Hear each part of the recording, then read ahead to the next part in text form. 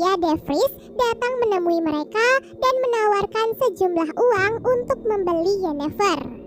Naas, sang ayah justru langsung setuju untuk menjual Yennefer pada Tisaya dengan harga yang bahkan lebih murah dari seekor babi.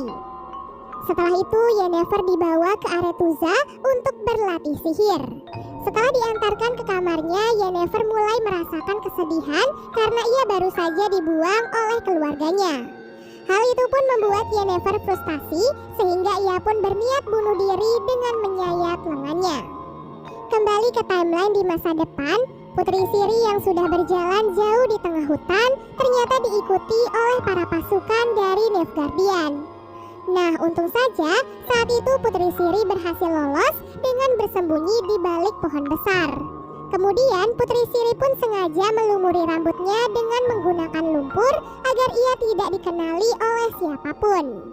Setelah melanjutkan perjalanan, Putri Ciri mulai merasa lapar. Kebetulan saat itu ia menemukan sebuah pohon dengan buah seperti ceri, jadi ia pun berniat memakannya. Namun saat Putri Ciri akan memakan buah itu, ia tiba-tiba dilarang oleh seorang anak laki-laki.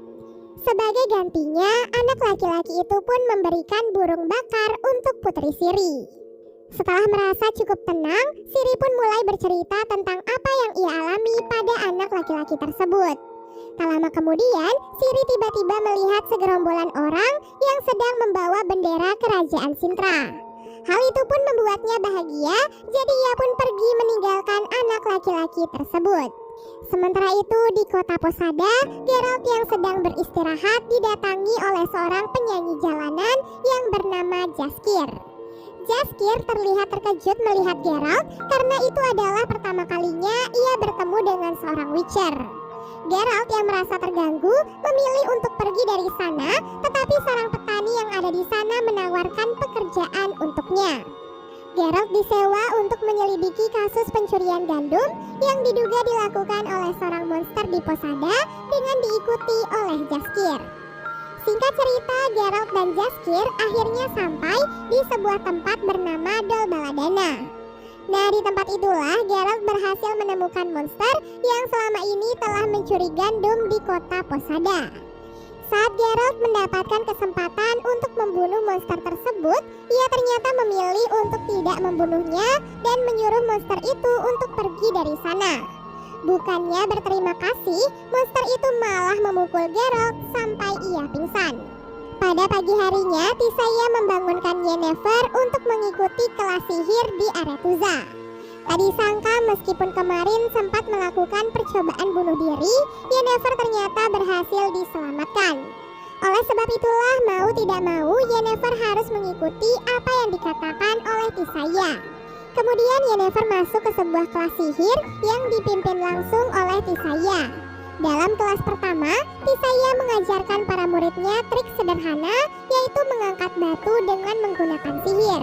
Dalam praktiknya, salah satu murid ternyata berhasil mengangkat batu, tetapi tangannya tiba-tiba menciut dan mengeras. Tisaya menjelaskan kalau ilmu sihir membutuhkan sebuah keseimbangan.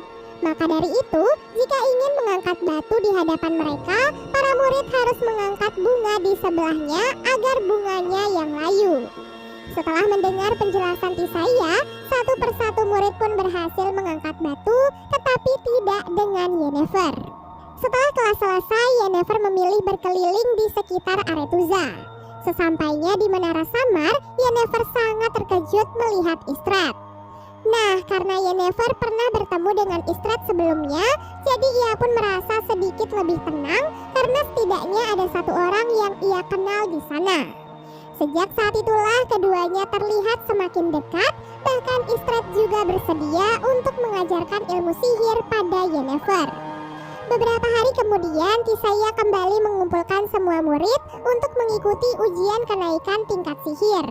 Dalam ujian itu, semua murid diminta menangkap petir hanya dengan menggunakan sebuah botol. Tak disangka, Yennefer lagi-lagi gagal dalam ujian tersebut. Hal itu pun tentu saja